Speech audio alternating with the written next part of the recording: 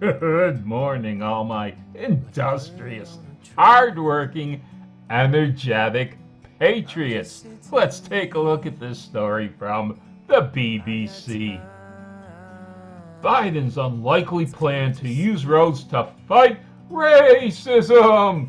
And they show this particularly racist road down below. It's a road I've traveled on, well, more than 40 years ago. I used to travel this road quite a lot, and I never thought of it as racist. I mean, why is this road considered racist? Let's take a look at the story, at least a little bit.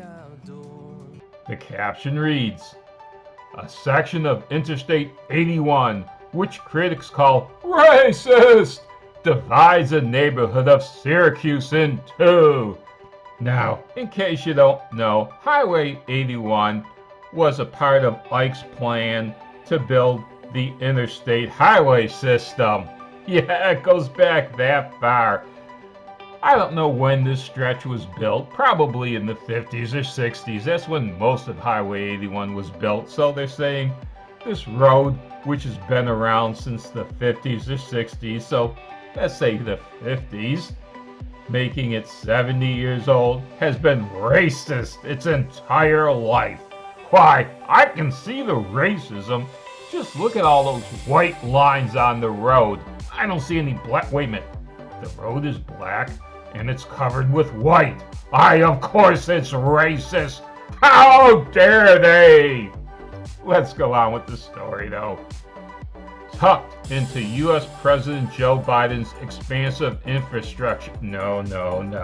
Let me fix that.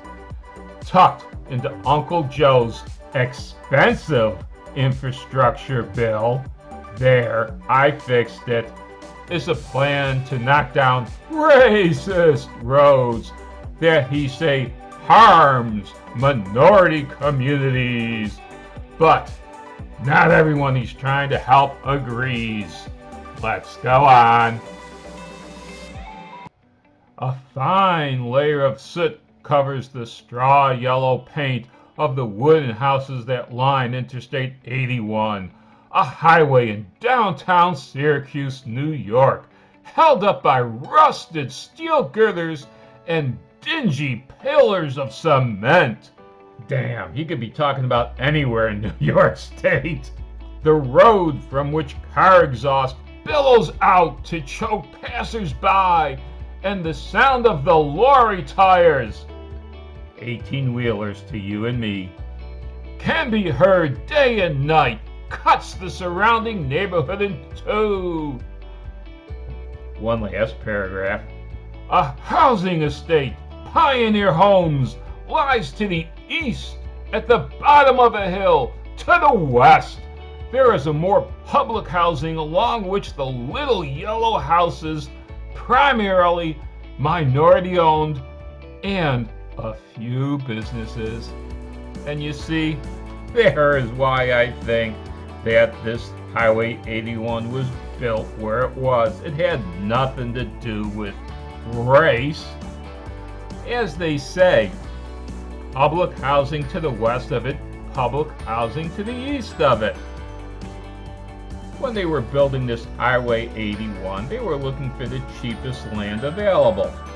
If this is public land, of course it's going to be cheap. Would you rather build on this side of the city or the other side of this city, where there's a lot more expensive homes, where it would cost you 4 or 5 times as much money per mile to build there? And that, I guarantee you, is a conservative estimate. You only have so much money for these roads. You're naturally going to build them on the cheapest land available, even if it means going out of your way a little bit.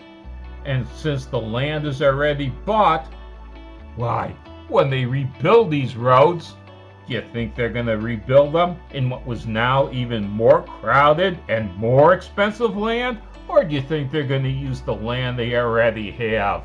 Of course they're going to use this land that they already have. Hell, this isn't even an infrastructure bill. This sounds awful lot like Barry's shovel-ready plan, doesn't it? It's gonna help the economy. But it's not. Most of this money is just pork going out to local politicians. That's all it is. It's a pork bill. It's not an infrastructure bill. In fact, there are many things in this bill that harm it, but there are a lot better pundits than me who have already brought this out. And finally, if you think a road is racist, well, Oklahoma has already done something about it, and it costs very little. Let's take a look. There you go. This is from the Independent, also in the UK. Donald Trump gets a highway named after him in Oklahoma, thanks to Republican lawmakers. The new name will go into effect on 1 November. Here you go.